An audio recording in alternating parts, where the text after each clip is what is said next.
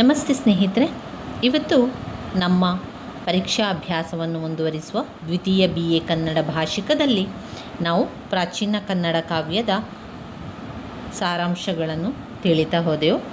ಈಗಾಗಲೇ ಘಟಕ 1, 2, 3ರಲ್ಲಿ ಬಂದಿರುವಂತಹ ಕಾವ್ಯದ ಬಗ್ಗೆ, ಅದರ ಸಾರಾಂಶಗಳ ಬಗ್ಗೆ ತಿಳ್ಕೊಂಡಿದ್ದೇವೆ. ಇವತ್ತು ಘಟಕ 4ರಲ್ಲಿ ಬಂದಿರುವಂತಹ ಭರತ ಬಾಹುಬಲಿ ಪ್ರಸಂಗದ ಬಗ್ಗೆ, ಹಾಗೆಯೇ ದರೆಗೊಬ್ಬ ದಾನಶೂರ ಕರ್ಣನಂತಾದ ಪರ್ವ, ಇದೆರಡು ಕಾವ್ಯದ ಬಗ್ಗೆ ಇವತ್ತಿನ ವಿಡಿಯೋದಲ್ಲಿ ತಿಳ್ಕೊಳ್ಳುವ ಸ್ನೇಹಿತರೆ. ಭರತ ಬಾಹುಬಲಿ ಪ್ರಸಂಗ ಭರತೇಶ ವೈಭವದಿಂದ ಆರಿಸಿಕೊಳ್ಳಲಾಗಿರುವಂತಹ ಒಂದು ಕಾವ್ಯ ಆಗಿದೆ. ರತ್ನಾಕರ ವರ್ಣಿಯವರು ಬರೆದಿರುವಂಥದ್ದು. ಪುಟ ಸಂಖ್ಯೆ 122ರಲ್ಲಿದೆ. ಇದು 10 ಅಂಕಕ್ಕೆ ಕೇಳಿರುವಂಥ ಪ್ರಶ್ನೆ. 2020ನೇ ಪ್ರಶ್ನೆ ಪತ್ರಿಕೆಯನ್ನು ನೀವು ನೋಡಿ, ಅಲ್ಲಿ 10 ಅಂಕಕ್ಕೆ ಈ ಭರತ ಬಾಹುಬಲಿ ಪ್ರಸಂಗದ ಬಗ್ಗೆ ಕೇಳಿದ್ದಾರೆ. ಪುಟ ಸಂಖ್ಯೆ 122.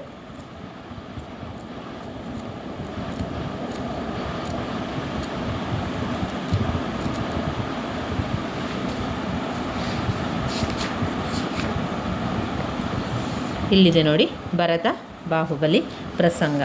ಅಂದರೆ ಇಲ್ಲಿ ಈ ಕಾವ್ಯ ಮುಖ್ಯವಾಗಿ ಬರುವಂಥದ್ದು ಭರತ ಮತ್ತು ಬಾಹುಬಲಿಯ ನಡುವಿನ ಆದಂತಹ ಘಟನೆಯ ಬಗ್ಗೆ. ಭರತ ಮತ್ತು ಬಾಹುಬಲಿ ಅಣ್ಣ ತಮ್ಮಂದಿರು, ಅವರ ನಡುವೆ ಆದಂತಹ ಪ್ರಸಂಗ ಆಗಿರುವಂಥದ್ದಿದು. ಯಾವ ರೀತಿ ವಿಷಯ ಆಯಿತು, ಅವರ ನಡುವೆ ಯಾವ ರೀತಿ ಪ್ರೀತಿ ಇತ್ತು ಎನ್ನುವಂಥದ್ದನ್ನೆಲ್ಲ ನಮಗೆ ಇದರಲ್ಲಿ ತಿಳಿದು ಬರ್ತದೆ. ಮೊದಲಿಗೆ ಪಠ್ಯ ವಿಶ್ಲೇಷಣೆಯನ್ನು ಮಾಡ್ತಾ ಹೋಗುವ.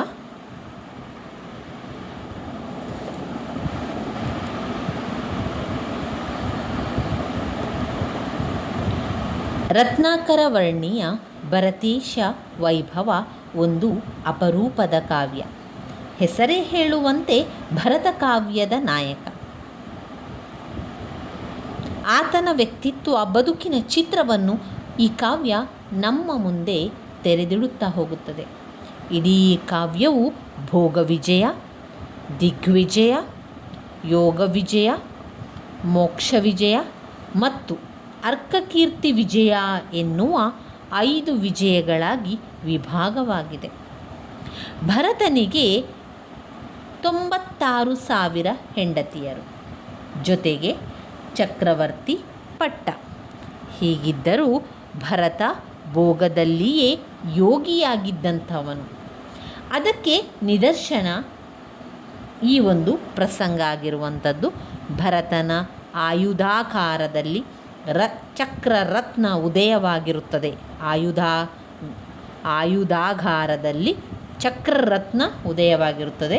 ಭರತ ದಿಗ್ವಿಜಯ ಮುಗಿಸಿ ಹಿಂದಿರುಗಿ ಬರುತ್ತಾನೆ. ಪೌದನಪುರದಲ್ಲಿ ಚಕ್ರರತ್ನ ನಿಲ್ಲುತ್ತದೆ. ಇದಕ್ಕೆ ಕಾರಣವೆಂದರೆ ಬಾಹುಬಲಿ ಅಣ್ಣನ ಒಡೆತನವನ್ನು ಒಪ್ಪಿರಲಿಲ್ಲ. ಭರತ ಮತ್ತು ಬಾಹುಬಲಿ ಅಣ್ಣ ತಮ್ಮಂದಿರು. ಇಲ್ಲಿ ಬಾಹುಬಲಿ ಅಣ್ಣನ ಒಡೆತನವನ್ನು ಒಪ್ಪಿರಲಿಲ್ಲ, ಅಂದರೆ ಭರತನ ಒಂದು ಆಡಳಿತ. ಭರತ ತಮ್ಮನನ್ನು ಕರೆತರಲು ದಕ್ಷಿಣಾಂಕನನ್ನು ಕಳುಹಿಸುತ್ತಾನೆ. ಆದರೆ ಬಾಹುಬಲಿ ಅಣ್ಣನನ್ನು ಯುದ್ಧ ಭೂಮಿಯಲ್ಲಿಯೇ ನೋಡುತ್ತೇನೆ ಎನ್ನುತ್ತಾನೆ. ಮರುದಿನ ಯುದ್ಧ ಭೂಮಿಯಲ್ಲಿ ಭರತ ಬಾಹುಬಲಿ ಸಂಧಿಸುತ್ತಾರೆ.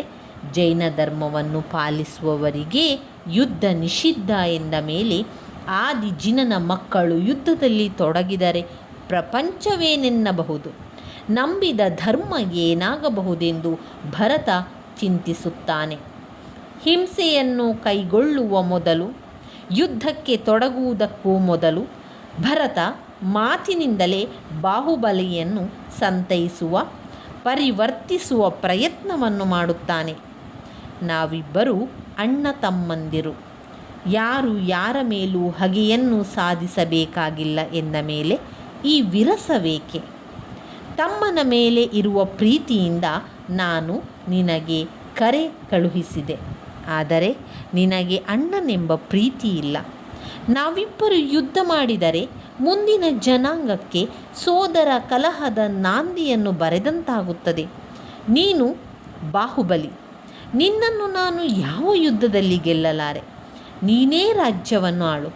ನಾನು ದೂರದಲ್ಲಿ ನಿಂತು ದೊರೆತನವನ್ನು ನೋಡುವೆ. ನಿನಗಾಗಿಯೇ ಈ ಭೂಮಂಡಲವನ್ನು ಗೆದ್ದಿರುವೆ ಎನ್ನುತ್ತಾನೆ. ಭರತ ಈ ವ್ಯಕ್ತಿತ್ವ ಮನುಕುಲಕ್ಕೆ ದಾರಿದೀಪದಂತಿದ್ದು, ದ್ವೇಷ, ಅಸೂಯೆ, ವೈಭವದ ಮೇಲಿನ ಆಸೆಯಂಥ ಕೆಟ್ಟ ಭಾವನೆಗಳಿಗಿಂತ ಪ್ರೀತಿಯೇ ದೊಡ್ಡದು ಎನ್ನುವ ಸಂಕೇತವನ್ನು ಭರತನ ಮಾತುಗಳು ನೀಡುತ್ತದೆ. ಬಲದಲ್ಲಿ, ಹಿರಿತನದಲ್ಲಿ, ಗುಣದಲ್ಲಿ ಆಕಾಶದೆತ್ತರಕ್ಕೆ ಉನ್ನತಿಯನ್ನು ಹೊಂದಿದವನು ತಮ್ಮನಿಗಾಗಿ, ಅವನ ಸಂತೋಷಕ್ಕಾಗಿ, ಅವನಿಗೆ ಬೇಕಾದಂತಿರಲು ಸಿದ್ಧನಾಗಿ ಬಿಡುತ್ತಾನೆ. ಬಾಹುಬಲಿ ಯುದ್ಧಕ್ಕೇನೋ ಸಿದ್ಧನಾಗಿರುತ್ತಾನೆ, ಆದರೆ ಭರತನ ವಾಕ್ಯಗಳನ್ನು ಅಷ್ಟೇ ತಾಳ್ಮೆಯಿಂದ ಕೇಳುತ್ತಾನೆ. ಇಲ್ಲಿ ಬಾಹುಬಲಿಗೆ ಅಣ್ಣನ ಮೇಲಿದ್ದ ಗೌರವ, ವಾತ್ಸಲ್ಯ ಪ್ರಕಟವಾಗುತ್ತದೆ. ಅಣ್ಣನ ಪ್ರೀತಿಯ ಮಾತುಗಳು ಗರುಡ ಮಂತ್ರದಿಂದ ಹಾವಿನ ವಿಷ ತೆಗೆಯುವ ರೀತಿಯಲ್ಲಿ ಗರ್ವವನ್ನು ಎಳೆದು ಬಿಡುವಂತೆ ಮಾಡುತ್ತದೆ. ಭರತನ ಹೃದಯದ ಆಲೋಚನೆಗಳು ಬಾಹುಬಲಿಗೆ ಅರಿವಾಗುತ್ತದೆ. ಕಾರಣವಿಲ್ಲದ ಸಂದೇಹದಿಂದ ಅಣ್ಣನ ಮೇಲೆ ಕೈ ಮಾಡಲು ಬಂದ ತಪ್ಪಿಗೆ ನಾಚಿ ಪಶ್ಚಾತ್ತಾಪಪಟ್ಟು ಅವನ ಮುಖ ನೋಡಲು ಹಿಂಜರಿಯುತ್ತಾನೆ. ಕೊಂಡಿದ್ದರೂ ಮನಸ್ಸಿನಲ್ಲಿದ್ದ ಕಾಮನೆಗಳನ್ನೆಲ್ಲವನ್ನು ಸುಟ್ಟು ಹಾಕಿ ದೀಕ್ಷೆ ಪಡೆಯುವ ನಿರ್ಧಾರಕ್ಕೆ ಬರುತ್ತಾನೆ.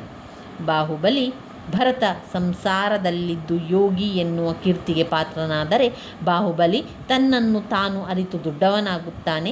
ಸಂಬಂಧಗಳಿಗಿರುವ ಮಹತ್ವ, ಆದರ್ಶ, ಧರ್ಮ ಎಲ್ಲವೂ ಕೂಡ ಮಿಳಿತವಾಗಿರುವ ಉತ್ತಮ ಪ್ರಸಂಗವಾಗಿ ಈ ಭಾಗ ರತ್ನಾಕರರಿಂದ ಮೂಡಿ ಬಂದಿದೆ.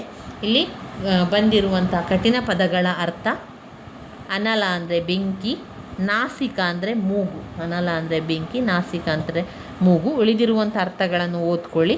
ಇನ್ನು ಈ ಭರತ ಬಾಹುಬಲಿ ಪ್ರಸಂಗದ ಸಾರಾಂಶದ ಬಗ್ಗೆ ತಿಳ್ಕೊಳ್ಳುವ. ಭರತ ಬಾಹುಬಲಿಯರು ಯುದ್ಧ ಭೂಮಿಯಲ್ಲಿ ನಿಂತಿರುತ್ತಾರೆ. ಭರತ ತಮ್ಮನೊಡನೆ ಯುದ್ಧವನ್ನು ಅಪೇಕ್ಷಿಸಿರುವುದಿಲ್ಲ. ಇಬ್ಬರೂ ಸಬಲರು. ಭರತ ಯುದ್ಧವನ್ನು ಮಾಡುವ ಮುಂಚೆ ನಾನು 4 ಮಾತುಗಳನ್ನು ಆಡುತ್ತೇನೆನ್ನುತ್ತಾನೆ. ಬಾಹುಬಲಿ ಈ ಕದನಕ್ಕೆ, ವಿರಸಕ್ಕೆ ಕಾರಣವೇನು? ನಿನಗೆ ಸೇರಿದ್ದನ್ನು ನಾನು ಪಡೆದಿಲ್ಲ, ನನಗೆ ಸೇರಿದ್ದನ್ನು ನೀನೂ ಕೂಡ ಪಡೆದಿಲ್ಲ. ಇಬ್ಬರೂ ಮೊದಲು ಹೇಗಿದ್ದೇವೋ ಹಾಗೇ ಇದ್ದೇವೆ ಎಂದ ಮೇಲೆ ಈ ಕದನದ ಆತುರವೇಕೆ? ನಾನು ನಿನಗಿಂತ ದೊಡ್ಡವನಾದ್ದರಿಂದ ನಿನ್ನನ್ನು ಬರಹೇಳಿದೆ. ನನ್ನನ್ನು ಗೆದ್ದರೆ ನಿನಗೆ ಕೀರ್ತಿಯೇ? ನಾನು ಗೆದ್ದರೆ ಅದೊಂದು ಯಶಸ್ಸೇ? ಎಲ್ಲ ರೀತಿಯಲ್ಲೂ ನೀನೇ ಬಲವಂತ ಅಪ್ಪ. ಅದಕ್ಕೆ ನಿನಗೆ ಬಾಹುಬಲಿ ಎನ್ನುವ ಹೆಸರನ್ನು ಇಟ್ಟು ಎಂದ ಮೇಲೆ ಎಲ್ಲ ಯುದ್ಧಗಳಲ್ಲೂ ನೀನೇ ಗೆಲ್ಲುವೆ. ಚಕ್ರವನ್ನು ನಾನು ಬಯಸಿರಲಿಲ್ಲ, ಅದಾಗೆ ಬಂದಿದ್ದರಿಂದ ಅದು ದಿಗ್ವಿಜಯವಷ್ಟೇ. ನೀನೇ ಈ ರಾಜ್ಯವನ್ನು ತೆಗೆದುಕೋ. ನೀನು ರಾಜ ಪದವಿಯಲ್ಲಿರುವುದನ್ನು ನೋಡಿ ನಾನು ಸಂತೋಷಪಡುತ್ತೇನೆ ಎಂದನು. ಈ ಮಾತು ಕೇಳಿ ಬಾಹುಬಲಿಯ ಹೃದಯ ತಂಪಾಗಿ ತಾನು ನಡೆದುಕೊಂಡ ರೀತಿಗೆ ತಾನೇ ಪಶ್ಚಾತ್ತಾಪಪಟ್ಟನು. ಅಣ್ಣನಿಗೆ ಮುಖ ತೋರಿಸಲು ನಾಚಿಕೊಂಡು ಮೋಕ್ಷಗಾಮಿಯಾಗಿ ದೀಕ್ಷೆ ಪಡೆಯುವ ನಿರ್ಧಾರಕ್ಕೆ ಬಂದನು. ಈ ರೀತಿಯಾಗಿ ಭರತ ಬಾಹುಬಲಿ ಪ್ರಸಂಗದಲ್ಲಿ ಬರುವಂಥ ವಿಚಾರಗಳಾಗಿದೆ ಸ್ನೇಹಿತರೆ ಇದು. ಇನ್ನು ನಾವು ನೋಡುವುದಾದರೆ ಧರೆಗೊಬ್ಬ ದಾನ ಶೂರ ಕರ್ಣನೆಂದಾದ ಪರ್ವ. ಜನಪದ ಮಹಾಭಾರತ.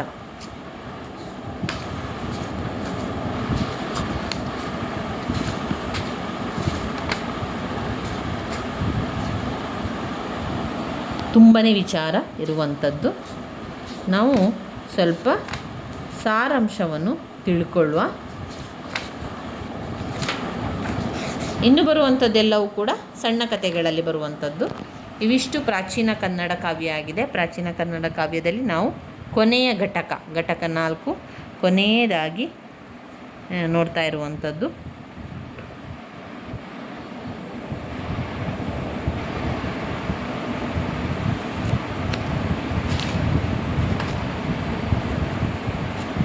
ಕರ್ಣಪರ್ವದ ವೈಶಿಷ್ಟ್ಯವನ್ನು ನಿರೂಪಿಸಿ ಅಂತ ಕೇಳ್ಬೋದು. ಆವಾಗ ನಾವು ಬರಿತಾ ಹೋಗಬೇಕು. ಯುದ್ಧದಲ್ಲಿ ದ್ರೋಣರು ಸಾವನ್ನಪ್ಪುತ್ತಾರೆ.